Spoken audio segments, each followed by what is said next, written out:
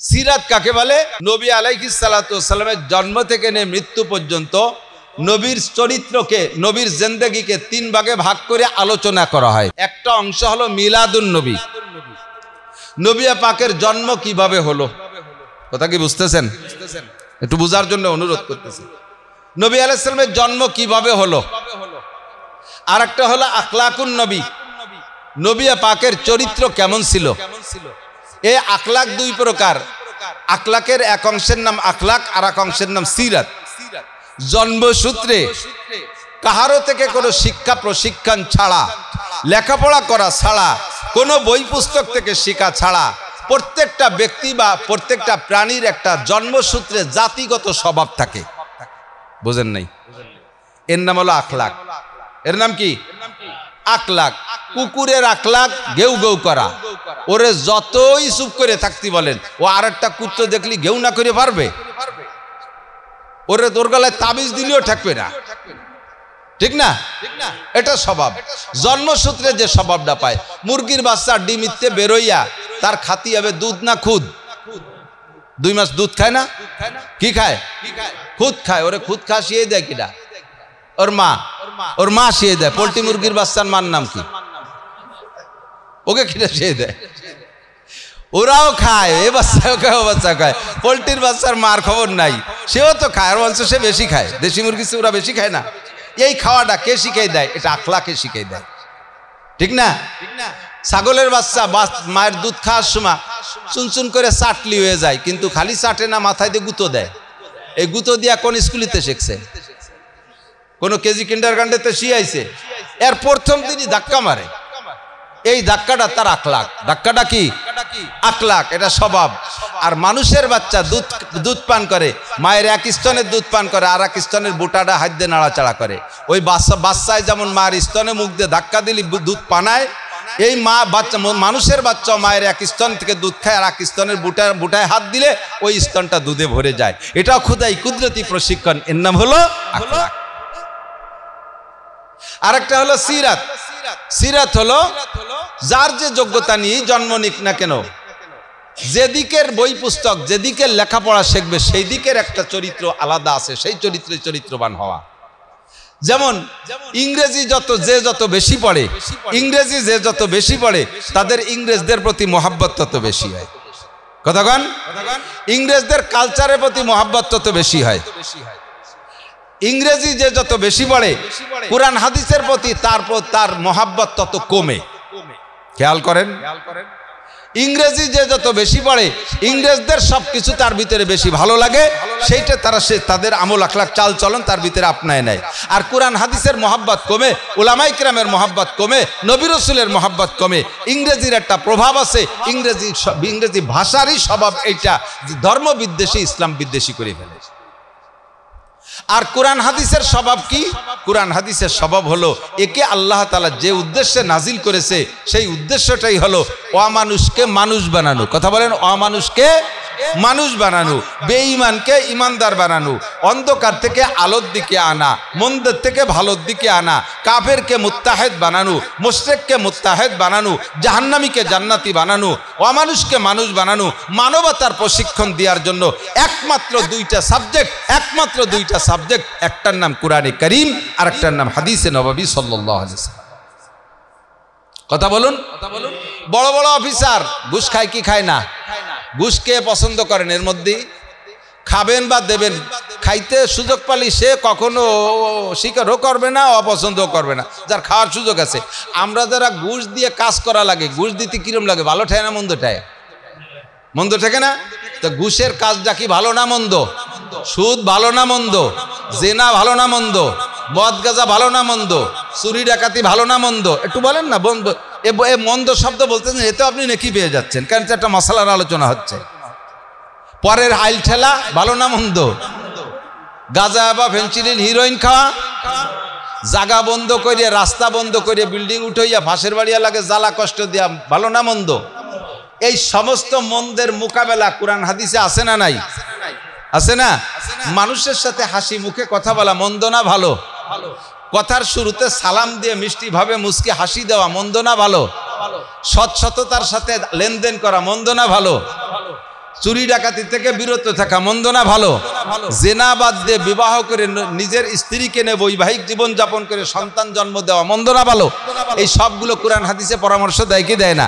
তাহলে আসল আদর্শ মানুষ গড়ার জন্য যে প্রশিক্ষণ, এই প্রশিক্ষণের জন্য দুইটা সাবজেক্ট, একটা কোরআন আর একটা হাদিস। আমার নবী এমনই নবী যে নবীর নাম কইলে তার যে কোনো অংশকে মহাব্বতের সাথে উচ্চারণ করলেই নেকি পাওয়া যায়। কোন সুবহানাল্লাহ। কাজেই নবীর জন্ম কিসসা আলোচনা করলেও নেকি হবে, কিন্তু নবীর জন্ম বৃত্তান্ত আলোচনা করে যদি আমি আপনি জীবন বইরে সারা জীবন বইরে এটার পর ডক্টরেট করি, ওই রকম একটা জন্ম কি আর কেউ পাবো? নিজের সন্তানরে কি ওইরকম জন্ম দেওয়া সম্ভব? ওইরকম একটা সন্তান হবে? তাহলে নবীর জন্ম বৃত্তান্ত আলোচনা করার মধ্যে নেকি আছে, কিন্তু ওইটার থেকে আমার শিখার কিছু নাই। বুঝতে পারি নাই? নবীর জন্ম কিসসা আলোচনার ভিতরে থেকে আমার শিখার মতো কিছু নাই, কারণ ওই কিসসা পড়লে আমি ওইরকম একটা জন্ম নিজেকে আর করাইতে পারতেছি না। ওই কিসসা পড়ে নিজের একটা সন্তান মুহাম্মদুর রাসূলুল্লাহর মতো জন্ম দিতে পারবো? আর হবে না। তবে মুহাব্বতের সাথে আলোচনা করলে নেকি আছে, আমি ওই জায়গা খাটো করতেছি না, কিন্তু ওই আলোচনা থেকে আমার গ্রহণ করার মতো নেওয়ার মতো কোনো সাবজেক্ট নাই। কাজেই আমার মূল্যবান সময়টারে কাজে লাগাই কোন জায়গা যেখানে আলোচনা করলে কিছু নেওয়া যায় সেখান থেকে। এবার 2 নম্বরটা হলো আখলাক। আখলাক আল্লাহ প্রদত্ত। আখলাক কি? আল্লাহ প্রদত্ত। আল্লাহ প্রদত্ত। একইভাবে দুইটা সন্তান দুই রকম চরিত্রের হয় কি হয় না? বাবা হাজারো চেষ্টা করতেছে ওই আখলাক পরিবর্তন করতে হবে। নবী পাকের জন্মসূত্রের আখলাকটা কত ভালো। হুজুর এবার গিয়েছিলাম হালিমাতু সাদিয়া রাদিয়াল্লাহু তাআলা আনহার বাড়ি, কবিলায় বনি সাদ, ইসের থেকে তায়েফের থেকেও প্রায় 100 কিলোমিটার দূরে। আল্লাহ নিয়েছিল, এবার দেখে আসছি। ওখানে ঘর বাড়ি কিছুই নাই, আসে ওই কমের বাড়ি ঘর আছে, কিন্তু হুজুরের মা হালিমা সাদিয়ার যে ঘরটা বলে ওরা, ওখানে কিছু পাথর দিয়ে একটু ঘের দিয়ে আছে। ওই জায়গায় জিবরাইল আলাইহিস সালাম আসছিলেন, যে মাঠে হুজুর হালিমা সাদিয়ার বাড়ি থেকে ওনার হুজুরের দুধ ভাই আব্দুল্লাহ, হালিমার ছেলে, এই দুই ভাই মিলে যে মাঠে যে খেলাধুলা করতেছিলেন, ওই খেলাধুলা অবস্থায় হালিমা জিবরাইল আলাইহিস সালাম আইসা নবী আলাইহিস সালামের 2 বছর তখন বয়স, নবী আলাইহিস সালামের বুকটা ফাইড়া ও জায়গায় একবার হুজুরের সিনা চাক করে এরকম জান্নাতি পানি দিয়ে ধুয়ে মুছে সিনার ভিতরে সেট করে দিয়েছিলেন। আব্দুল্লাহ দৌড়ে আইসে মার কাছে, ওমা বাইরে কে যেন এক বেটা আইসে এভাবে বুক ফেড়িয়ে বেলাইছে, আমার ভাই মনে মরিয়ে গেছে। হালিমা কান্তি কান্তি গেছে। ওরে কপাল! হালিমা যতদিন হুজুরকে পালছেন, লালন পালন করছেন, অতদিন পর্যন্ত হালিমা নিজের সন্তানের চাইতে 1000 গুণ বললেও ভুল হবে, তার চাইতে বেশি ভালোবাসতেন মুহাম্মদুর রাসূলুল্লাহ সাল্লাল্লাহু আলাইহি ওয়াসাল্লাম। নিজের ছেলে আব্দুল্লাহ তো আছেই কোলে, সেই আব্দুল্লাহ সহ গেছে মক্কায় এই বাচ্চা কিনতে, এভাবে দুধ বিক্রি করার জন্য। এভাবে সে দেশের প্রথা ছিল যে দুধের বিনিময়ে টাকা। তা হালিমা সাদিয়া আব্দুল্লাহের সাথে করে নিয়ে যেই উটটায় চড়ে গেছে, উটের স্তনে দুধ নাই, নিজেরাই নিজের বাচ্চারাই খাওয়াতে পারতেছে না। মুহাম্মদুর রাসূলুল্লাহকে উঠানোর সাথে সাথে দুর্বল উটটা দ্রুতগামী হয়ে গেল, আর থনটা দুধে ভরে গেল, এক টানে 20 কেজি দুধ হয়। তাহলে ওনার ছেলে রসিলায়, ওনার ছেলে নিজেই দুধ পায় না, নিজের স্তনেও দুধ নেই, তবুও নিয়ে আসছে মুহাম্মদুর রাসূলুল্লাহকে। এরপরে নিজের স্তনে দুধ আসবে কখন? যখন ভরপুর দুধ খেতে পারবে। সে দুধ উটের স্তনেও নাই, আর নবীকে আনার পরে উটের স্তন দুধে ভরে গেছে, আর সেই দুধ পান করে নিজেরও স্তন ভরে গেছে। 2টা স্তন ভরা দুধ নবী আলাইহিস সালাতু ওয়াস সালাম পয়সার বিনিময়ে দুধ খাবেন। কিসের বিনিময়ে? হুজুরের দাদাজান খাজা আব্দুল মুত্তালিব হালিমা সাদিয়াকে টাকা দেবে, যে কয় বছর পালবে তার বিনিময়ে দুধ খাওয়াই দেবে। তো টাকার বিনিময়ে যেহেতু দুধ খাবে, তাহলে হালিমার আর কেডা খালো না খালো, ও কি আমার দেওয়ার দরকার আছে? আমি পেট ভরে খাবো, খাইয়ে থাকলে খাবে, না খালি না খাবে, আমি খাবো টা আদি কিনি, এইটা হওয়া দরকার। নবী আলাইহিস সালাতু ওয়াস সালাম জন্মের পরে, বয়স তো তখন 3 মাস, এই 3 মাসে বাচ্চার ভিতরে কি ইনসাফি বোধ থাকতে পারে? আল্লাহ তাআলা জন্মসূত্রে এমন একটা আখলাক দিয়েছে, কখনো হালিমা সাদিয়ার 2টা স্তনের দুধ নবী খাইতেন না। একটা স্তন যে তারও একটা বাচ্চা আছে, তার মার দুধ আমি খাই, আর সে না খেয়ে থাকবে, এটা হতেই পারে না। নবী আলাইহিস সালাম এক পাশের দুধ খাইতেন, এবার খাইতেন আবার কোন পাশের দুধ? ডান স্তনের দুধ খাইতেন। আমার নবী ডানপন্থী নবী, আমার নবী ডানপন্থীদের নবী, আমার নবী জন্মের পরের থেকে প্রমাণ করেছে আমি ডানপন্থী। হালিমা সাদিয়া ডান স্তনের দুধ পান করতেন, কখনো বাম স্তনের দুধে চাটা দেন না। কত বড় মনসেব, কত বড় ন্যায় বিচারক জন্মসূত্রে। এজন্য আল্লাহ পাক বলেন, ওয়া ইন্নাকা লাআলা খুলুকিন আযীম। সারা পৃথিবীর সমস্ত মানুষ, সমস্ত নবী রাসূল, সমস্ত ওলি আল্লাহ, সমস্ত জ্ঞানী গুণী বিজ্ঞানীদের চরিত্রকে একত্রিত করলে যা হবে, আপনার চরিত্র আমি জন্মসূত্রে তার চাইতে অনেক ঊর্ধ্বের করে তৈরি করেছি। আপনি আমি সেই নবীর উম্মত। আপনারা খুশি আছেন না বেজার হয়ে গেছেন? খুশি না বেজার? যদি ঈসা নবীর উম্মত হতে পারতেন রে ভাই, তাহলে কিন্তু বাম্পার ছিল। খ্রিস্টানরা সব ওই পশ্চিমেরা, আমেরিকানরা, ইউরোপিয়ানরা সব খ্রিস্টান, ওরা এই খ্রিস্টানদেরকে বস্তা বস্তা টাকা দিচ্ছে, বিদেশে নিয়ে যাচ্ছে, তারা সেখানে নিয়ে গ্রিন কার্ড দিয়ে দিচ্ছে। আজকে আমরা শ্রেষ্ঠ নবীর উম্মত হওয়ার কারণে এই সমস্ত সুযোগ সুবিধা পাচ্ছি না। এর জন্য আপনাদের মন খারাপ না? কথা কয় না? কেউ মন খারাপ, চুপ করে রয়েছে। আমার দুনিয়ার দরকার নাই, আমি শ্রেষ্ঠ নবীর উম্মত। লাভ একটা জায়গা আছে, সেদিন বসবেন। সেদিনটা কোন দিন? হাসরের মাঠে। হুজুর নিজে বলেছেন, পরিষ্কার হাদিস। হাসরের মাঠে যখন পায়ের নিচে মাটি থাকবে তামা, পোড়া তামা। কেমন তামা? পোড়া তামা। খালি তামা তো ঠান্ডা, পোড়া তামা তো পোড়া তামা, লাল টকটকে। কারণ সূর্য থাকবে মাথার 4 আঙ্গুল উপরে। সূর্যটাকে উল্টিয়ে তার পাওয়ার যে সাইড উপর পাশে পাওয়ার বেশি, ওটা উল্টো দেওয়ার পরে মাথার থেকে 4 আঙ্গুল উপরে যে সূর্যের অবস্থান, ওই সূর্যের তাপে মাটি কেমন হতে পারে? একেবারে তামাকে পোড়াইয়া যখন লাল করে ফেলে, এরকম হাসরের মাঠে এরকম হবে। মানুষ পাগল হয়ে যাবে, যাওয়ার তো জায়গা নাই। সবাই চিৎকার করে বলবে, রব্বানা আখরিজনা মিনহা ফাইন শিতা আদখিলনাল জান্নাতা ওয়া ইন শিতা আদখিলনান নার। আল্লাহ, তুমি এই জায়গা থেকে বের করো। মনে চাইলে বেহেশতে দাও, মনে চাইলে দোজখে দাও। বিশ্বাস যে দোজখ এত কঠিন হবে না। এই ময়দানে মাহশার তো সহ্য করতে পারছি না, চিৎকার মারতে থাকবে। কিন্তু আল্লাহ পাকের সময় আছে। একটা দিন হবে 50 আলফা সানা, 50,000 বছর সমতুল্য। আরে ভাই, জীবন ভরে শুনলেন খালি 50,000, চোখ বন্ধ হয়ে হিসেব করেন। 50,000 বছর কয় বছর হয়? 10 বছরে? 50,000 বছর মানে 50,000 বছর। আমাদের আদম আলাইহিস সালাম দুনিয়ায় আসছে আজ থেকে মাত্র 10,000 বছর আগে। আর হাসরের মাঠের দিনটাই হবে 50,000 বছর সমতুল্য। আর সে জায়গা পায়ের নিচে এই অবস্থা। মানুষ চিৎকার মারতে মারতে সবাই দৌড়ে যাবে আদম আলাইহিস সালামকে। আব্বাজি, আল্লাহকে বলেন এটা ফয়সালা করুক। আদম আলাইহিস সালামকে, বাবা আমি মাপ চাই, আমি তোকে নিয়ে গেলে আমি তো এক অন্যায় করে বসে রয়েছি, ওই ব্যাপারে যদি আমারে অ্যারেস্ট করে ফেলে আমার আর কথা কর কায়দা থাকবে না। আমারে কইছে গন্ধম গাছের কাছে যাবা না, আমি সে বেস্তের মধ্যে গন্ধম খাইয়ে ফেলাইছি। আমার যদি সেই মামলায় ধরে বসে, তাহলে তোকে কথা কব কোন ফাঁকে? আমার মাফ কর, ও হবে না রে, তোরা আর এক জায়গা যা। তো কোন জায়গা যাবো? কাইযহাবু ইলা নূহ আলাইহিস সালাম। আমার পরে আদমে সানি বলা হয় নূহ আলাইহিস সালামকে। তার বড় গুরুত্ব আছে। সারা দুনিয়াকে ধ্বংস করে দিয়ে আল্লাহ তাআলা নূহ নবীকে নৌকায় ভাসাইয়া বাঁচায় রাখছিলেন। উনার বড় পার্সোনালিটি আছে, উনারে বলো। সবাই যাবে নূহ আলাইহিস সালামের কাছে। নূহ আলাইহিস সালাম বলবে, বাবা তোদের কাছে মাপ চাই, আমি এ ব্যাপারে জাতি পারবো না, আমারই নিজেই বড় টেনশনে আছি। আমি যদি তোদের নিয়ে যাই, আল্লাহ পাক আমার একটা অভিযোগ করতে পারে।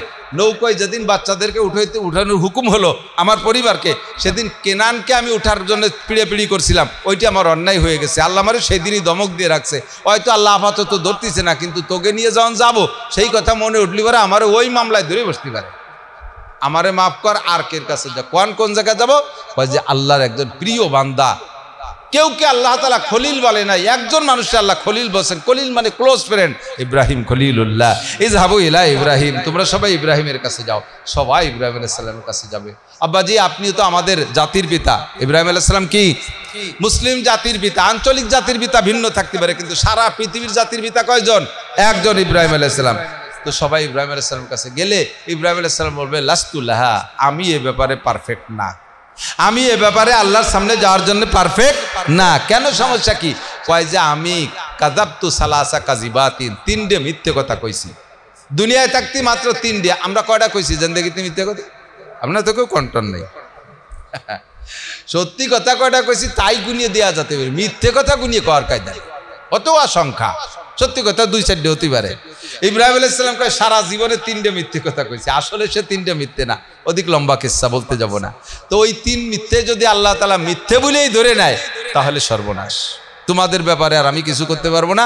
ইযহাবু ইলা মূসা আলাইহিস সালাম, যাও। মূসা কালিমুল্লাহ, দুনিয়ায় বসাই আল্লাহ কোন নবীর সাথে সরাসরি কথা বলে নাই। মূসা আলাইহিস সালামের মর্যাদা কত বেশি যে তার সাথে খোশ গল্প করতেন আল্লাহ তাআলা সরাসরি, জিবরাইল ছাড়া। ওনার একটা গুরুত্ব আছে। যাও, মূসা আলাইহিস সালামের কাছে যাবে সবাই। যে বলবেন ইশফা লানা ইয়া নবী আল্লাহ মূসা, আল্লাহ নবী মূসা আল্লাহর কাছে আমাদের জন্য সুপারিশ করেন। মূসা আলাইহিস সালাম বলবেন, লাস্তু লাহা, এ ব্যাপারে আমি পারফেক্ট না। কেন? কয় যে আমি মার্ডার কেসের আসামি, আমি মার্ডার কেসের আসামি ফিরাউনের বাবরসিরে 100 দিয়ে মারিয়ে ফেলাইছিলাম। ফিরাউন ধরার জন্য 30 বছর দাঁড়াই বেড়াইছে, ধরতে পারে নাই। সেই মামলায় তো দুনিয়ায় আমার কোনো বিচার টেচার হই নাই। আল্লাহ যদি এই মামলায় অ্যারেস্ট করে ফেলে, যাবো কোন জায়গা? আমি পারবো না, তোমরা আর এক জায়গা যাও। তা কোন জায়গা যাবো কয়ে দেন। এই যাবো ইলা ঈসা রুহুল্লাহ। যত নবী রসুল, যত মানুষ আল্লাহ তাআলা দুনিয়ায় পাঠাইছে, হাওয়া আদম বাদে সমস্ত মানুষকে আব্বা মার মাধ্যমে দুনিয়ায় পাঠাইছে। একটা মানুষকে বানাইতে আল্লাহ তাআলা বাপ ব্যবহার করে নাই, মায়ের পেটে দিয়েছে, নিজের পক্ষ থেকে রূহ তৈরি করে দিয়ে পাঠাইছে। তিনি ঈসা আলাইহিস সালাম, তার একটা পার্সোনালিটি আছে। তার উম্মত যখন বিরক্ত করছে, তাকে ওয়ারাফানাহু মাকানান আলিয়া, দ্বিতীয় আসমান আল্লাহ তাআলা উঠাই নিয়ে যত্ন করে রেখেছেন। ঈসা আলাইহিস সালামের কাছে যেতে পারো। সবাই ঈসা আলাইহিস সালামের কাছে যাবে। ঈসা আলাইহিস সালামের বাবা, আমার দ্বারা সম্ভব না। কয় কি আপনার সমস্যা কি? কয় আমার ওই জাতীয় কোনো সমস্যা না, আমার সমস্যা হলো আমার এই দালালকে নিয়ে বিপদে আছি। আমার উম্মত যারা, তারা আমার পক্ষে বেশি বাড়াবাড়ি দালালি করে। আমি বলি আমি আল্লাহর বান্দা, আমি আল্লাহর ছেলে না। আমার উম্মতরা কয় যে তুমি আল্লাহর ছেলে, আল্লাহ তোমার বাপ। এই লজ্জায় আমার আল্লাহ সামনে যাওয়ার কায়দা নাই। তো যাবো কোথায়, বাঁচবো কোন জায়গা যাইয়া? ইযহাবু ইলা মুহাম্মাদিন সাল্লাল্লাহু আলাইহি ওয়াসাল্লাম। একটা লোক এই জায়গা নিষ্পাপ, নিষ্কলঙ্ক, তার কোথাও কোনো একটা কলমের ফুটা পরিমাণ দাগ নাই। ওই লোকটা ছাড়া আর কেউ এখানে কাজ হবে না। সবাই চলে যাবে হুজুর আলাইহিস সালামের কাছে। যে দেখবে হুজুর সিজদায়, হুজুর বসে আছে, হুজুর ইশফাআ না, দেখেন উম্মতের অবস্থা কি, আমাদের জন্য সুপারিশ করেন। নবী পাক আল্লাহর কুদরতে আরশে আজিমের সামনে সিজদায় পড়ে যাবে। আল্লাহ বলবেন, বন্ধু কেন সিজদায় গেলেন? আল্লাহ দেখেন আমার উম্মতের কি অবস্থা। আল্লাহ কা ইরফা রাসা কশফা তুসাফা, মাথা উঠান, বলেন। আপনি যা বলবেন তাই শোনা হবে। আপনার কথায় আজকে যত মানুষের কথা বলবেন সবাইকে আমি নাজাত দিয়ে দেব। সবার ব্যবস্থা এখানে হয়ে যাবে। একে বলে সাফাতে কুবরা। সমস্ত নবী রসুল ফেল। এবার আমাদের নবী যখন সুযোগ পাইছেন সুপারিশের, সর্বপ্রথম নিজের উম্মতের ফয়সালা না কইরা অন্য কোনো নবীর সাথেও কথা বলবেন না। এই জন্য হাদিসে আছে, হুজুর বলেন আমার উম্মতকে আল্লাহ তাআলা হাসরের মাঠে অন্য অন্য নবীদের চাইতে আগে জান্নাতে দিয়ে দেবে, এরপরে অন্য অন্য নবীদেরকে নিয়ে বসবে। আপনি এমন নবীর উম্মত, বলেন না সুবহানাল্লাহ। লা ইলাহা ইল্লাল্লাহু মুহাম্মাদুর রাসূলুল্লাহ সাল্লাল্লাহু আলাইহি সাল্লাম। নবী পাকের যে কোনো অংশ নিয়ে আলোচনা করলেই আমার নেকি হবে, ঠিক না? এখন নবী আলাইহিস সালাতু ওয়াস সালাম জন্ম হয়েছে সোমবার। কি বার? অনেক এই বিষয়টা একটু খেয়াল করেন। সোমবারের মধ্যে সন্দেহ নাই, সোমবারের মধ্যে সন্দেহ নাই। রবিউল আউয়াল মাসে জন্ম, এতেও সন্দেহ নাই। দুইটা নিঃসন্দেহ গেল, দুইটা। সুবহে সাদেকের সময় জন্মগ্রহণ করছেন, এর মধ্যেও সন্দেহ নেই। কিন্তু তারিখের মধ্যে সন্দেহ। এই রবিউল আউয়াল মাসের কোন তারিখ? আমার কাছে, আমি সিরাতে মুস্তাফা ইদ্রিস কান্দলবী রহমাতুল্লাহ আলাইহির সিরাত পড়ছি। ওর ভিতরে মিনিমাম 10টা বড় বড় ইতিহাসের কিতাবের হাওলা। সেই সময় তো এভাবে জন্ম নিবন্ধন হতো না, অত নাকি জন্ম নিবন্ধন নাই, শিক্ষার কোনো গন্ধ নাই। মূর্খের আড্ডা মক্কায়।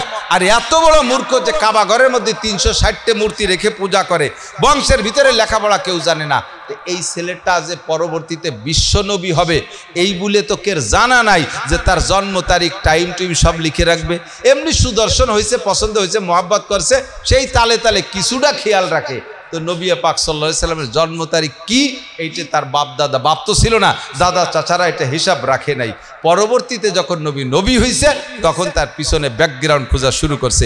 এত বড় মানুষটা জন্ম নিল কবে, এত বড় মানুষটা জন্ম নিল কিভাবে, কোথায়? তো টোটাল পিছনের দিক হিসাব করতে করতে করতে করতে এই খ্রিস্টাব্দ হিসাব করে দেখা গেল 570 খ্রিস্টাব্দের এপ্রিল মাসের এই তারিখে, যেই তারিখে 570 খ্রিস্টাব্দের এপ্রিল মাসের এই তারিখে হুজুরের জন্ম, আরবি চাঁদ হিসাব করে দেখা যায় সেই তারিখটা হলো 8ই রবিউল আউয়াল। রবিউল আউয়াল মাসের 8 তারিখ। এই জন্য 97% ঐতিহাসিক হুজুরের জন্ম তারিখ সম্পর্কে একমত, হুজুরের জন্ম 8ই রবিউল আউয়াল। ইতিহাসকে বিকৃত করে দিয়া আমাদেরকে নবীর সাথে একটা শত্রুতায় সৃষ্টি করার জন্য এই ইসরায়েলের ইহুদ নাসারারা উরা কুরআন হাদিসের ভিতরে ঘাইটে ইতিহাসকে নষ্ট করে আমাদের ভিতরে 12ই রবিউল আউয়ালকে নবীর জন্ম তারিখ ঈদে মিলাদুন নবী হিসেবে প্রমাণ করেছে। আর আমরা সেটাকে খুশি বলে উদযাপন করি। এবার খুশি হবেন না বেজার হবেন, বোঝেন, একটু বোঝেন। নবী পাকের জন্ম তারিখ 8 তারিখ, মৃত্যু তারিখ 12 তারিখ। কত? 12 সোমবার, টাইমও সবে সাদেক, 22 রবিউল আউয়াল, তারিখ 12। এটার মধ্যে কোনো সন্দেহ নেই, এটার ভিতরে সন্দেহ থাকার কথা না। কারণ এই সময় ১৬ লক্ষ সাহাবা নবীর জন্য জীবন দেওয়ার জন্য প্রস্তুত। নবী একটু থুক ফেলালিতে আতরে নিয়ে জিব্বেতে চেটে খেয়ে ফেলে গায়ে মালিশ করে। নবীর গা ঘামলে নবীর গায়ের থেকে ঘামগুলো নিয়ে কাড়িয়ে নিয়ে তাই বোতলের মধ্যে রেখে আতর হিসেবে ব্যবহার করে। গায়ের থেকে একটা লোম পড়ে গেলে বক্সের মধ্যে যত্ন করে রাখে। তাহলে এই নবী কোন তারিখে মারা গেলেন এইটা কি তারা যত্ন করে রাখবে না? তো নবী হওয়ার পরে ৬৩ বছর পরে যে মর্যাদা, এই মর্যাদায় তার মৃত্যু তারিখটা হিসাব রাখা, এটা ঐতিহাসিকদের দায়িত্ব, মুহাদ্দিসিন সাহাবায়ে কিরাম করেছে। কিন্তু ৬৩ বছর আগে যখন জন্ম নিয়েছিলেন তখন তো এই মানুষগুলো মুসলমানও না, তারা সাহাবাও না, তারা লেখাপড়াও জানে না। কাজেই জন্ম তারিখ নিয়ে একটু মতানৈক্য হওয়াটাই স্বাভাবিক, মতানৈক্য হওয়া স্বাভাবিক। এবার মতানৈক্য যেটুকু হলো তো হলো বললাম, মতানৈক্যকে বাদ দিয়ে আমি কি আর বাজে কথা করছি নাকি তা তো বুঝতে পারতেছি না, কি করতেছি তা জানি না, নিজে তো কইয়েই যাচ্ছি একবার। খেয়াল করেন, মতানৈক্য বাদ দিয়ে ঐক্যমত পোষণ করলাম ১২ই রবিউল আউয়াল নবীর জন্ম এবং মৃত্যু। মতানৈক্য বাদ দিলাম। মতানৈক্য যদি করি তাহলে ৯৭% ঐতিহাসিকদের রায় নবীর জন্ম ৮ই রবিউল আউয়াল আর মৃত্যু ১২ই রবিউল আউয়াল। এর মধ্যে তো ১০০% একমতের মধ্যে কোনো সন্দেহ নেই। এই মতানৈক্য বাদ দিয়ে যদি ঐক্যমত পোষণ করি যে নবীর জন্ম ১২ই রবিউল আউয়াল, মৃত্যুও ১২ই রবিউল আউয়াল, তাহলে এই ১২ই রবিউল আউয়ালে দুইটাই এক জায়গা হয়ে গেছে, জন্ম এবং মৃত্যু। আপনি এই ১ তারিখে দুটিয়ে যখন একত্রিত হয়ে গেছে, কোনটা পালন করবেন? জন্মদিবস উপলক্ষে আনন্দ উদযাপন করবেন, ঈদ করবেন, নাকি মৃত্যু দিবস এই তারিখ সেই উপলক্ষে শোক করবেন? কোনটা করবেন আপনি বলেন? যদি বলেন যে শোকও করবো আনন্দও করবো, তো একদিনই তো দুটি হয় না। তাহলে ১ বছর জন্মদিবস উপলক্ষে ১২ই রবিউল ঈদ করব আর পরের বছর যে শোক করবো, তাই নাকি? কি ওয়ারবোটা কি, তা করবো কি? কিচ্ছু করা লাগবে না, নবীকে কিচ্ছু করা লাগবে না। এইগুলো করা কোনো শরীয়ত না। যদি করতে চাও তাহলে এদিক তাকাও, ওই দিন দোয়া দুরুদ বেশি পড়বা, নফল নামাজ বেশি পড়বা, আমার সামনে দুরুদ পড়বা, আমি খুশি হব, আমি আল্লাহর কাছে তোমার জন্য দোয়া করব। তবে তোমার বিবেচনা দিয়ে তুমি ভাগ করো ১২ই রবিউল আউয়াল মৃত্যু দিবস পালন করবা না জন্ম দিবস। আপনি এদিক তাকান, আপনার একটা ছেলে আজ থেকে ৩০ বছর আগে জন্ম নেছে, আজ থেকে ৩০ বছর আগে জন্ম নিয়েছে। এখন তো জন্ম নিবন্ধনের যুগ, বাচ্চাটার জন্ম তারিখ ঠিক রাখছেন। পয়সাওয়ালা মানুষ, ধনী মানুষ, অফিসার মানুষ, রুচিশীল মানুষ, আপনি প্রত্যেক বছর বাচ্চাটার জন্মদিবস একটা তারিখ বলে কেক কাটাকাটির একটা সুন্নত জারি হয়েছে না দেশে? কেক কাটাকাটি একটা সুন্নত জারি হয়েছে, এটা শয়তানি সুন্নত। বহরহাল যাই করেন, আপনি জন্ম তারিখ পালন করতেছেন প্রত্যেক বছর ৩০ বছর পর্যন্ত। খুব বোঝেন, ৩০ বছর ধরে নেন। ১ জানুয়ারি বাচ্চাটার জন্ম কয় তারিখ? ১ জানুয়ারি। প্রত্যেক বছর ১ জানুয়ারি আপনি কেক কাটেন আর জন্মদিবস পালন করেন। ছেলেটারে বিয়েও দিয়েছেন, তার 2টা বাচ্চা হয়েছে, এবার সে বাচ্চাকে তারিখ তার বাপ মুখস্থ রায়, আর আপনি ওই ছেলের বাপ, আপনি তার জন্য কেক কাটেন ১ জানুয়ারি। এইভাবে ৩০ বছর কেটে গেছে, ৩০ বছর। হঠাৎ করে এই বছর ছেলেটা ঢাকাতে আসার সময় গাড়ি অ্যাক্সিডেন্ট করে মারা গেছে ১ জানুয়ারি। এই বছর গাড়ি অ্যাক্সিডেন্ট করে ছেলেটা ১ জানুয়ারি মারা গেছে। এই বছরের থেকে সামনে আপনি যতদিন বেঁচে থাকবেন, এই ১ জানুয়ারির আপনি কি দিবস হিসেবে পালন করবেন? না, কেক কাটবেন না কেক। ওই দিন কেক কাটলে কলিজা কেটে যাবে। ওই দিন মৃত্যুবার্ষিকী পালন করবেন, ঠিক কি ঠিক না? তো ১২ই রবিউল আউয়াল নবী জন্ম নিলেন, সেই তারিখে তো নবী মারা গেলেন। ৬৩ বছর আগে নবী জন্ম নিয়েছিলেন।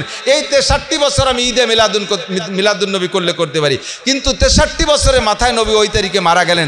এরপরে আমার ঈদ থাকে কোথায়? এরপরে আমার খুশি থাকে কোথায়? এরপরে আমার আনন্দ থাকে কোথায়? নবীর জন্মে যে পরিমাণ সন্তুষ্ট ছিলাম, নবীর ইন্তেকালে তার চাইতে বেশি শোকাক্রান্ত হয়ে গেছি। কাদি ১২ই রবিউল আউয়াল ঈদে মিলাদুন নবী বলে যে প্রচার সরকারিভাবে পালন করে, এ কোন বুদ্ধিতে করে আমার মাথায় ধরে না। আল্লাহ তাআলা হেফাজত করুক, বলেন আমিন। এটা হলো জন্ম কিসসা নিয়ে। তবে এই জন্ম কিসসার পরে আখলাক নিয়ে আলোচনা করতে পারি ৪০ বছর বয়স পর্যন্ত। যেই আখলাকটা এত মনোরম, এত চমৎকার, এত মার্জিত আখলাক, এত প্রশংসিত আখলাক, কাফেররা পর্যন্ত নবীকে আলামিন বলতে বাধ্য। কথা কোন ঠিক না? কাফেররা নবীকে আলামিন বলতে বাধ্য। নবী মিথ্যা কথা বলে না, এটা সব কাফের জানে। নবী আমানতদার, সব কাফের জানে। নবী সত্য সাক্ষী দেয়, সব কাফের জানে। নবী ন্যায় বিচার করে, তখন তো নবী না, মোহাম্মদ নবী। এইটা চলছে 40 বছর পর্যন্ত, যার কারণে হুজুরের চাচা আবু লাহাব, যেই আবু লাহাবের নামে বদদুয়া করে আল্লাহ সূরা একটা নাজিল করছে, হ্যাঁ, অভিশাপ দিয়ে সূরা নাজিল করছে, তাব্বাত ইয়াদা আবি লাহাব। এই আবু লাহাব নবী পাকের জন্মদিবস পালন করছে 40 বছর পর্যন্ত। প্রত্যেক সোমবারে স্বর্ণের পিয়ালায় বাতি জ্বালাইতো। লাস্টের দিক দিয়ে কুরাইশ বংশ, কুরাইশরা, মুহাম্মাদের মতো সন্তান যেই ঘরে জন্ম নেয়, যেই কমে জন্ম নেয়, ওই কম যদি সেই মুহাম্মাদের জন্মদিবস উপলক্ষে স্বর্ণের পিয়ালায় বাতি না জ্বালায়, তাহলে তাদের মতো অকৃতজ্ঞ জাতি হতে পারে না। আমার ভাতিজার জন্মদিন উপলক্ষে প্রত্যেক সোমবারে প্রত্যেকের ঘরে স্বর্ণের পিয়ালায় বাতি জ্বালাবা। এই জশ্নে জুলুস আর জন্মদিবস আবু লাহাব পালন করছে সবচেয়ে বেশি, 40 বছর। 40 বছরের মাথায় যাইয়া নবী পাককে আল্লাহ পাক হুকুম করে, ওয়া আনজির আশিরাতাকাল আকরাবিন, হে নবী, তোমারে নবুয়তি দিয়েছি, নবুয়তি পালন করো। আল্লাহ, আমি নবুয়তির কার্যক্রম শুরু করব কোন জায়গা থেকে? আল্লাহ পাক বলেন, আনজির আশিরাতাকাল আকরাবিন, তোমার সবচাইতে আপনজন যারা, নিকটতম যারা, একেবারে ঘরের লোক যারা, তাদের মধ্যে থেকে দাওয়াতের কাজ শুরু করো। এই দাওয়াতের কাজ পরিবারের সদস্যরা আগে পাবে। এই জন্য হুজুর কুরাইশ বংশের 25 জনকে দাওয়াত দিয়া খাজা আবু তালেবের বাড়ি নিয়ে গেছে। কারণ এমন ব্যতিক্রম কথা বললে তো সেইতে যাবে। তো হুজুর জানে, যারা মূর্তির সামনে সরস্বতী, দুর্গা, কালী, লাত, হুজ্জা, মানাত, হোবল, এদের সামনে যে মোনাজাত করে, দুর্গা আমারে এই দাও, কালী আমারে এই দাও, সরস্বতী আমারে এই দাও, জীবনও দিতে পারে না, দেখতেছে। তারপরেও সেই জায়গা থেকে কপাল উঠোয় না। সেই জাতিরে কলেমা ভর্তি করলে কট্টুক পড়বে, এটা তো হুজুর বুঝিয়ে ফেলাইছে। যারা কাবাগর তওব করে ন্যাংটা হইয়া, সুবহানাল্লাহ। জিজ্ঞেস করে, তোমরা কাবাগরের তওবের সময় ল্যাংটা হয়ে তওব করো কে? কয় যে এই কাপড় পরে কত আকাম কুকাম করছি, সেই কাপড় পরে আল্লাহর সামনে আসা যায় জন্য খুলে দিয়েছি। কত বড় জাহেল মূর্খ এই জাতিরে! এত সহজে কলেমা খাওয়ানো যাবে না, এটা যাই না। হুজুর 25 জনের ডাইকে নিয়ে আবু তালেবের বাড়ি দুপুরবেলা পরাণ বইরে নিজি হাতে খানা খাওয়াইয়া এরপরে কলেমার দাওয়াত দিছে, কুলু লা ইলাহা ইল্লাল্লাহ মুহাম্মাদুর রাসূলুল্লাহ। কাফেররা কিন্তু আগে তো লা ইলাহা ইল্লাল্লাহ কইতো, ওরা আল্লাহরে বিশ্বাস করত। কাফেররা আল্লাহকে বিশ্বাস করত। আজকেও হুজুর যতক্ষণ পর্যন্ত লা ইলাহা ইল্লাল্লাহ বলছে, অতক্ষণ পর্যন্ত তারা বিরক্ত বোধ করে নাই। যখন সাথে কইছে কুলু মুহাম্মাদুর রাসূলুল্লাহ, যে মুহাম্মদ আল্লাহর রাসূল, আমি তোমাদের ভাতিজা মুহাম্মদ আল্লাহর রাসূল, সাথে সাথে প্রতিবাদ শুরু করে দিয়েছে। ওরা আল্লাহকে আল্লাহ বলতো ঠিক, কিন্তু সাথে দেবদেবীকেও তারা শক্তিশালী, তারা দেবদেবীকেও খুদা বলে মানতো। আল্লাহকে আল্লাহ মানতো ঠিক, কিন্তু সাথে অন্য দেবদেবীকেও তারা খুদা জানতো। এইটা কেটে দেশে লা ইলাহা ইল্লাল্লাহ বইলা যখনই এই কলেমার দাওয়াত দেশে, সর্বপ্রথম বলেন তো, সর্বপ্রথম ওই চাচা, যেই চাচা 40 বছর সোনার পিয়ালায় নবীর জন্মদিবস পালন করছে, সোনার পিয়ালায় বাতি জ্বালাইয়া, সেই চাচা আবু লাহাব কয়, তাব্বাল্লাকা ইয়া খাসিস আলিহাজা দাওতানা আলিহাজা জামাতানা, হে কপাল পোড়া মোহাম্মদ, ধ্বংস হয়ে যা। এই কোয়ার জন্য আমাদেরকে ডেকে নিয়েছিস? বাপদাদার ধর্মের মুখে চুনকালি দেওয়ার জন্য তুই ধ্বংস হয়ে যা। ওই চাচাই বদদুয়া দিচ্ছে, যেই চাচা 40 বছর জন্মদিবস পালন করছে সোনার পিয়ালায় বাতি জ্বালাইয়া। আল্লাহ পাক, নবী পাকের মুখখান বেজার হয়ে গেছে। আল্লাহ সাথে সাথে সূরা নাজিল করে দিল, লা তাহজান ওয়ালা তাখাফ, টেনশন করো না, ভয় পেও না, লজ্জারও কোনো কারণ নাই। ও তো তোমার একবার তাব্বাত ইয়াদা কইছে, ডেইলি লক্ষ লক্ষ বার তাব্বাত ইয়াদা চলবে ওর আমল নামায়। সারা পৃথিবীতে 200 কোটি মানুষ না মুসলমান না? তো 200 কোটি সবাই তার নামাজ পড়ে না। 2 কোটি কি নামাজ পড়ে না? 2 কোটি, সর্ব ফেলাই ছাড়া 2 কোটি মানুষের মধ্যে কি ডেইলি লাখখানিক মানুষ তাব্বাত ইয়াদা শুরু পড়ে না? আরে তাব্বাত ইয়াদা সুরর পড়া মানে হলো ওর নামে বদদুয়া। তোর 2 হাত ভাঙ্গে যাক, তুই মর, তুই কুইয়ে হয়ে যা, পয়সিয়ে গলি গান্দা হয়ে যা, তুই জাহান্নামে যা, তোর বউ শুদ্ধ যা। এই যে ডেলি লাখখানিক মানুষ, আল্লাহ কয়েছে ওতে একবার তাব্বাত ইয়াদা কয়েছে, ওর নামে ডেলি লাখ লাখ বার তাব্বাত ইয়াদা যাইতে থাকবে। আপনি কোনো টেনশন করেন না। দোস্ত, বলতে চাইছি, আমার নবী কালেমার দাওয়াত দিয়ে শুরু করছেন। 40 বছরের ভিতরে কোনো বাধা নাই, কোনো সমস্যা নাই। নবীর চরিত্রের পর কোনো কালো দাগ কেউ দেয় নাই।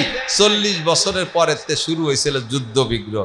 এই 40 বছর পরে থেকে যখন আসমানি শিক্ষা কোরআনী শিক্ষা থেকে নবী শিক্ষা অর্জন কইরা উম্মতকে প্রশিক্ষণ দিচ্ছে, মদ ছাড়ো, গাঁজা ছাড়ো, জিনা ছাড়ো, ব্যভিচার ছাড়ো, মিথ্যা ছাড়ো, মাপে কম দিয়া ছাড়ো, মাপে বেশি আনা ছাড়ো। কুরআন শরীফ দিয়ে বলে ওয়াইলুল লিল মুতাফফিফিন আল্লাযীনা ইযা তালু আলান নাসি ইস্তাউফুন ওয়া ইযা কালুহুম আও ওয়াজানুহুম ইউকসিরুন।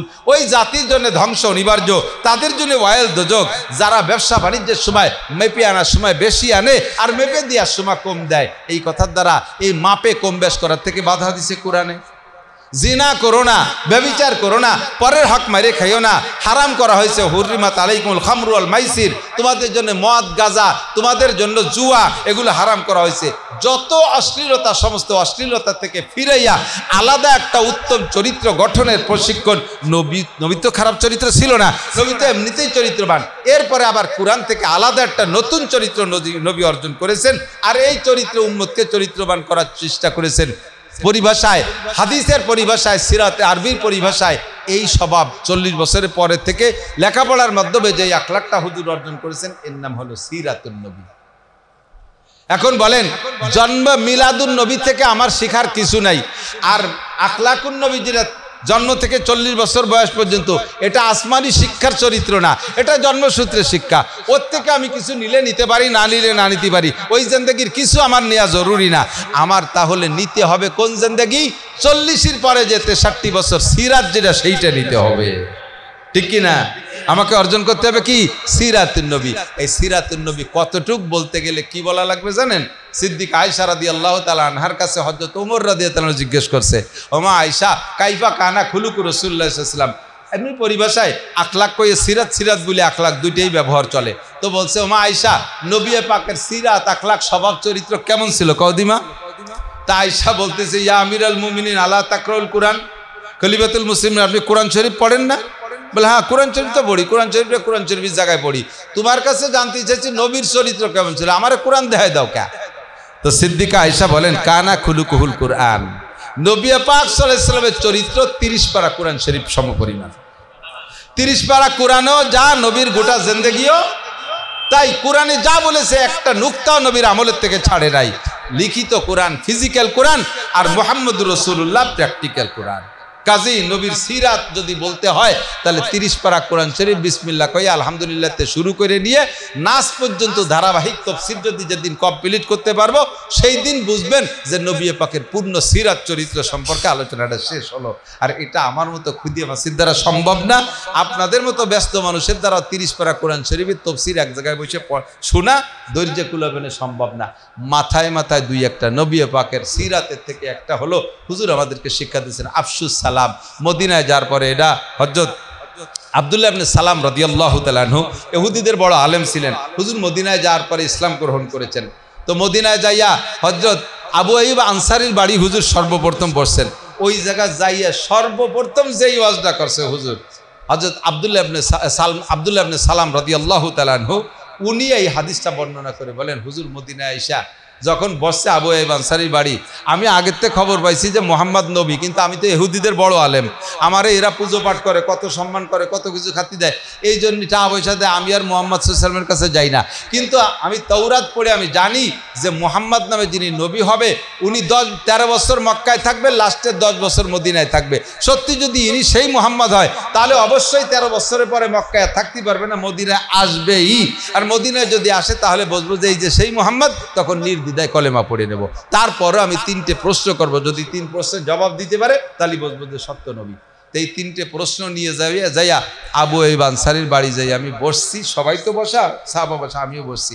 কিন্তু আমি ওই চেহারাটা দেখে সে প্রশ্ন সব হারাই গেছে, অন্তর থেকে একই হয়ে গেছে।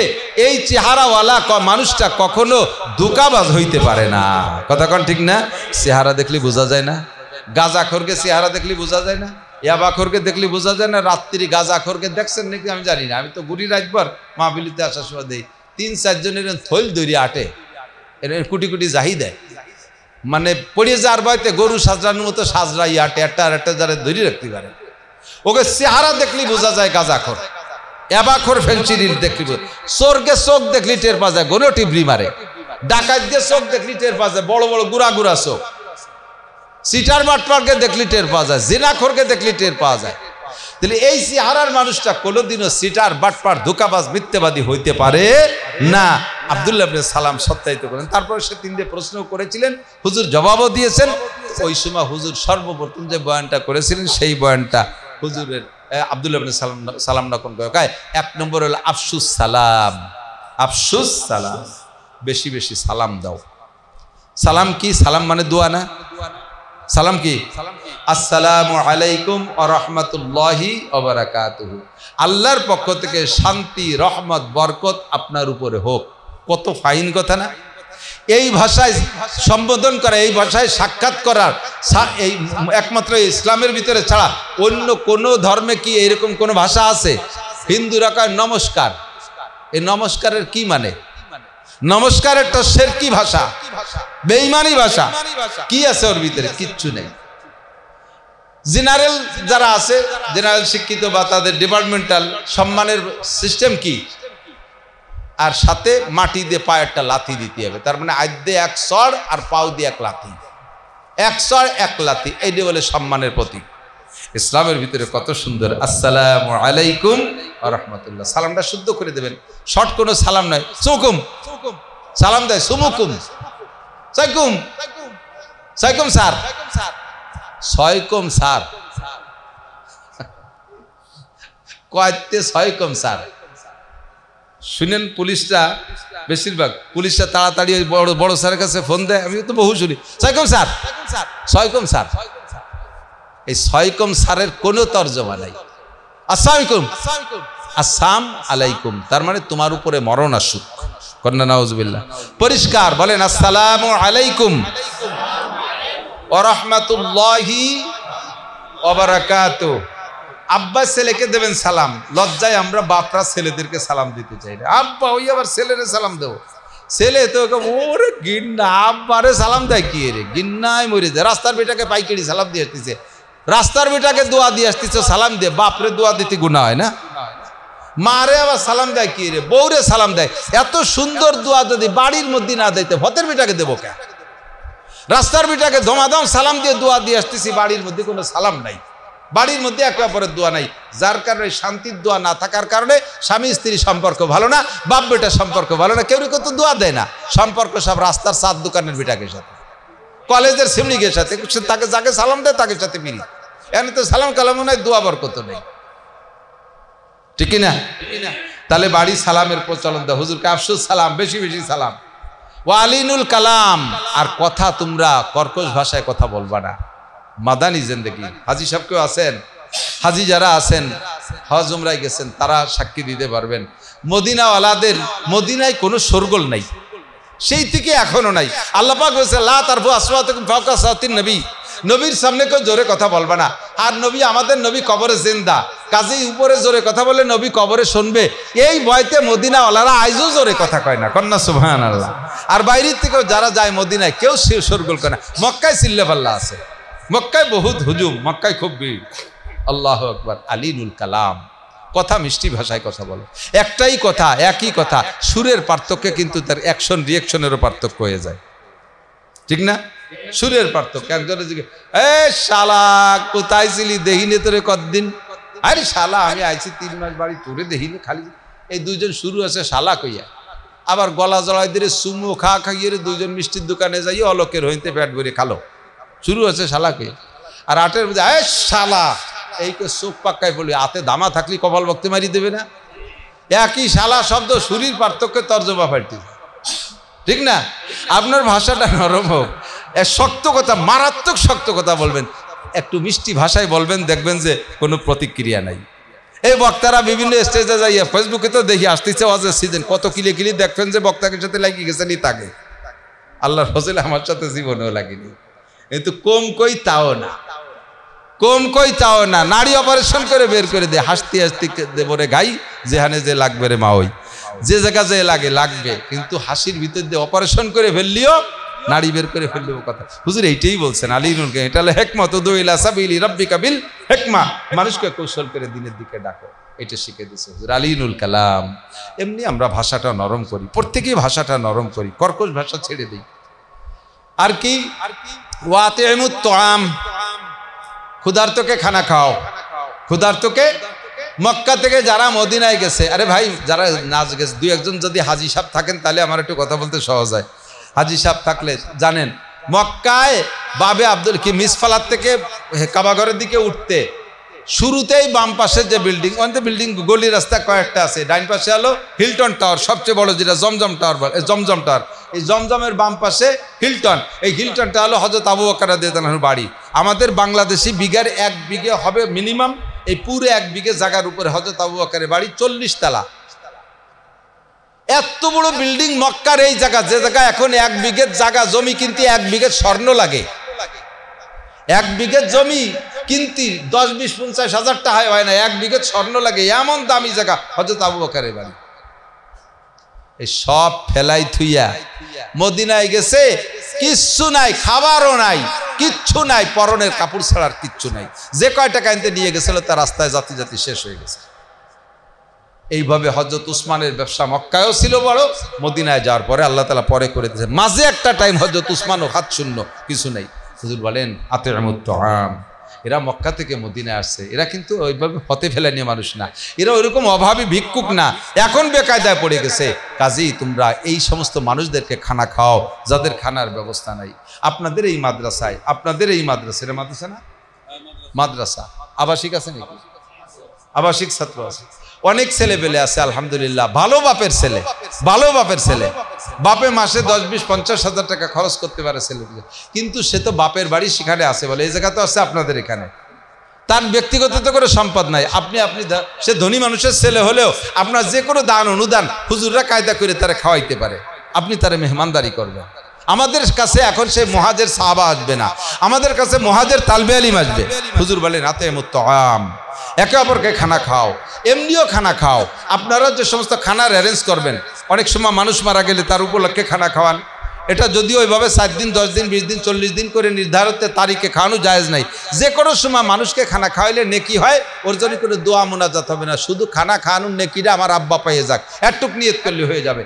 এখন এই খানা পাকাইও আপনারাও সে জায়গা বৈষম্য করেন, যাকে খাওয়ানোর দরকার তাকে খান না। বড় লোককে দাওয়াত দিয়ে আক্কাতারে তাকে খাওয়াইছেন, জব্বের খান খাওয়াইছেন, এরপরে 2nd ক্লাসের বড় লোক তাকেও খাওয়াইছেন, লাস্টে যায় গরিব মানুষ বাঁশবাগানে আনে বসা ছিল তাকে এনে বসাইছেন, সে সময় গোষ্ঠ কিছু নেই, খালি ডাল দিয়ে বড়ই দিচ্ছেন। আনুষ্ঠানিক খানা খাওয়াইলে, এই জাতীয় আনুষ্ঠানিক খানা খাওয়ালে আগে খাওয়াবেন গরিবকে, থাকলে খাওয়াবেন বড় লোককে, না থাকলে দরকার নেই, আগে খাওয়াবেন গরিবকে। হুজুর বলেন আতিমুত তাআম, ক্ষুধার্তকে খানা খাও। 4 নম্বরটা হলো ওয়াসাল্লু বিল লাইলি ওয়ান নাসু নিয়াম, মানুষ যখন ঘুমোয় যায় ওই সময় আল্লাহ পাকের সাথে সাক্ষাৎ, আল্লাহ পাকের সাথে সম্পর্কের একটা নিবিড় সময়। সাল্লু বিল লাইলি ওয়ান নাসু নিয়াম, মানুষের ঘুমের সময় তাহাজ্জুদের নামাজ পড়ে আল্লাহর কাছে ইবাদত করো, আল্লাহর কাছে চাও। আমি সহজ ইবাদত, সহজ তাহাজ্জুদ শিখিয়ে দেই, মাঝে মাঝে শিখেছি, হয়তো যারা অনেকেই আমল করে আলহামদুলিল্লাহ। আমি 3 দিন আগে বা 4 দিন আগে আহসানুল ফতোয়ার ভিতরে আবারও দেখে নিয়েছি, শুনছি মৌলানা মুফতি নুরুল আমিন সাহেব হুজুরের কাছে, পরে আমারও দিল তাসাফি হয় না, আমি দেখে নিছি কিতাবে, তারপরে অনেকদিন দেখি না। বয়ানের ভিতরে বলি মাঝে মাঝে কেউ বাধা দেয় যে ওক্তের নামাজ সেই ওক্তে না পড়লে কি তাই হয় নাকি? আল্লাহ তাআলা যদি অনুমতি দেয় তাহলে কেন হবে না? তাহাজ্জুদের মূল টাইম রাত দ্বিপ্রহরের পরে, অর্ধরাত্রির পরে, আর বেতের নামাজের টাইম তারও পরে। বেতের নামাজের টাইম তাহাজ্জুদের পরে, তাহাজ্জুদের বেতেরের পরে আর কোনো নামাজ রাতের নামাজ নাই, এগুলিও হাদিস আছে, যদিও পড়া অনুমতি আছে, তবে এটা এরকম হাদিস আছে। তাহলে বেতের হলো রাতের সবচেয়ে শেষ নামাজ ফজরের আগে, তো সেই নামাজে উম্মতের সুবিধার্থে ঈশার সাথে পড়লে হবে কি হবে না? আমরা বেতের কোন সময় পড়ি? শেষ রাত্রি না সন্ধ্যে রাত্রি? 99% মানুষ ঈশার সাথে পড়ি না, অথচ বেতের মূল সময় কখন? রাত অর্ধেকের পরে। ওই টাইমে পড়তে গেলে অধিকাংশ পড়তে পারবে না বিধায় নবী পাক বেতেরকে অ্যাডভান্স করে পড়ার অনুমতি দিয়ে দিয়েছেন।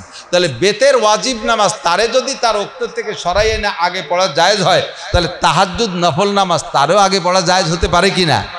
তো বেতেরের আগে ঈশার ফরজ 4 রাকাত পড়িয়া 2 রাকাত সুন্নত পড়ে 6 রাকাত হয়ে গেল, এরপরে তো বেতের, বেতেরের আগে 2 রাকাত নামাজ নফলের নিয়ে তাহাজ্জুদের নিয়তে পড়া এরপরে বেতের পড়ে শুয়ে থাকবেন, নিয়ত রাখবেন শেষ রাত্রে উঠতে পারলে আবারও পড়বো। হ্যাঁ, যদি উঠতে পারেন আবারও তাহাজ্জুদ পড়বেন, তাতে বেতের নামাজে দোহরানো লাগবে না, বেতেরে দোহরানো লাগবে না, ফিরে আবার উঠে তাহাজ্জুদ পড়বেন। যদি কোনোদিন আর উঠতে নাও পারেন, এই ইশার পরেই জীবন ভরে 2 রাকাত তাহাজ্জুদ পড়তে থাকেন, আলেম হোক আর পাবলিক হোক, কিয়ামতের ময়দানে আপনি রেগুলার তাহাজ্জুদ পড়নেওয়ালা বান্দাদের সাথে বিনা হিসাবে জান্নাতি।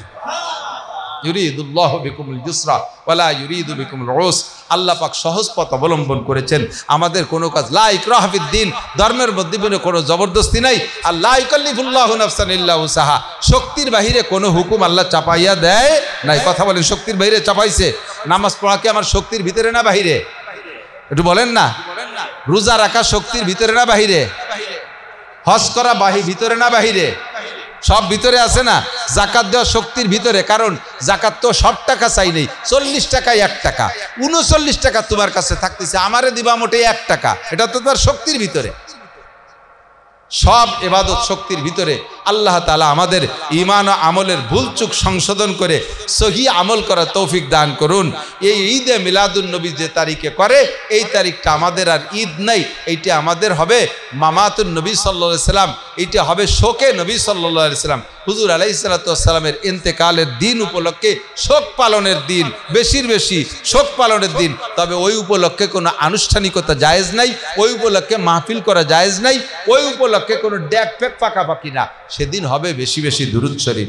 12ই রবিউল আউয়াল বেশি বেশি দুরূদ পড়বেন। নবী পাক বলেন, মান সাল্লাল্লাহু আলাইহি মাররা সাল্লাল্লাহু আলাইহি আশার মাররা, যে আমার উপরে একবার দুরূদ শরীফ পড়বে আল্লাহ তাআলা তার উপরে 10টি রহমত নাযিল করবে।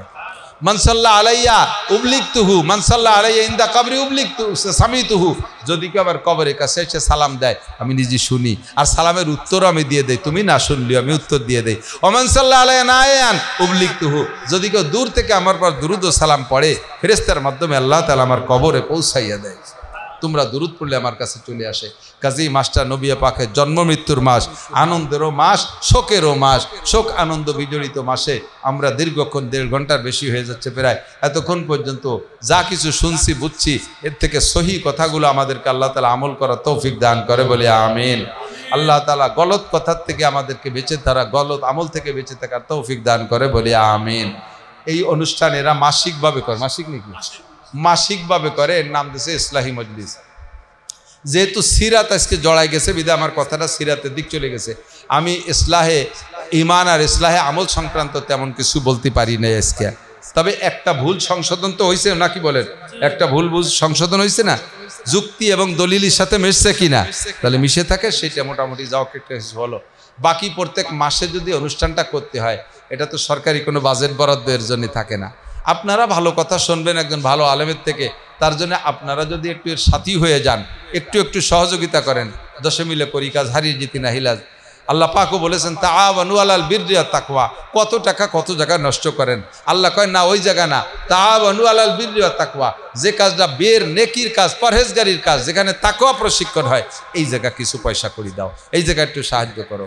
তা আপনারা এই মহল্লার যারা আসছেন বা বাইরের থেকেও যারা আসছেন, যে কয়জন, আমরা এদের সাথে মাসিক এই ইজতেমাটা চালায় রাখার জন্য, ইসলাহি ইজতেমাটা চালিয়ে রাখার জন্য আমরা একটু আর্থিক সহযোগিতা করতে পারবো না? কথা বলেন। অনেক কিছু না, প্রত্যেক মাসে 1000 করে টাকা দেওয়া লাগবে এরকম না, আপনি 200, 500, 100 করে একটু সদস্য হয়ে যান।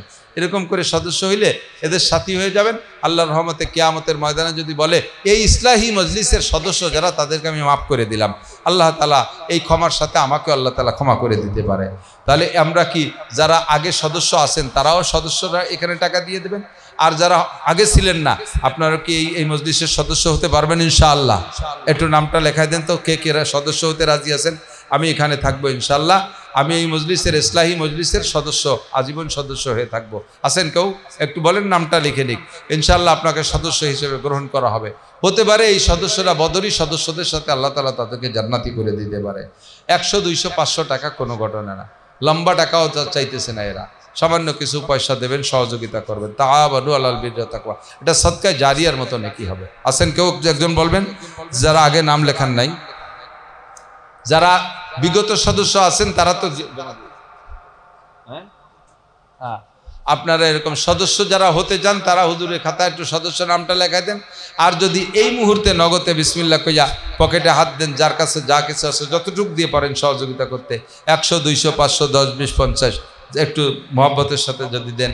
এই যাক উপদেশটা 500 টাকা দিচ্ছে, আলহামদুলিল্লাহ। আল্লাহ উপদেশটাকে জানে মালে বরকত দাও, হালালভাবে অনেক টাকার মালিক বানায় দাও, সুস্থতার সাথে লম্বা হায়াত দান করো। সবাই বলে আমিন। সঠিক উপদেশ দেওয়ার তৌফিক দান করো।